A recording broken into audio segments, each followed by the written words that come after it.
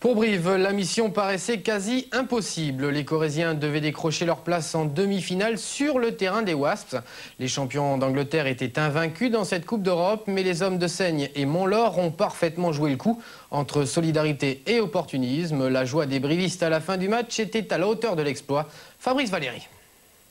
Des balles de tennis pour tirer au sort les demi-finales de la Coupe d'Europe de rugby. 2 balles pour désigner l'adversaire de Toulouse tête de série. C'est le B qui sort. B comme Brive, le CAB ira jouer contre le Stade Toulousain. La victoire sur le terrain des Wasps, à Londres, c'est déjà du passé. Mais du passé sur lequel les brivistes peuvent s'appuyer pour la suite de la saison. Car si le CAB a su montrer ses talents offensifs comme sur le premier essai de Sébastien Cara, qui signait ainsi son retour dans l'équipe, ils ont su surtout imposer une défense de fer qui a mis les champions d'Angleterre sur le reculoir. Un mur infranchissable et à la clé, 3 essais à 0 pour Brive.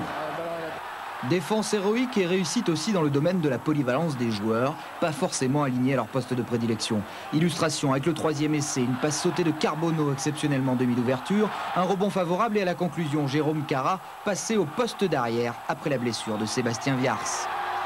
Après la fête, les brivistes ont maintenant 1 mois et demi pour préparer la demi-finale contre le Stade Toulousain, un match européen au parfum très français. Et en demi-finale, Brive viendra défier le Stade Toulousain au Stadium et Pau ira chercher l'exploit chez les Anglais de Bath. Ces matchs auront lieu les 20 et 21 décembre prochains.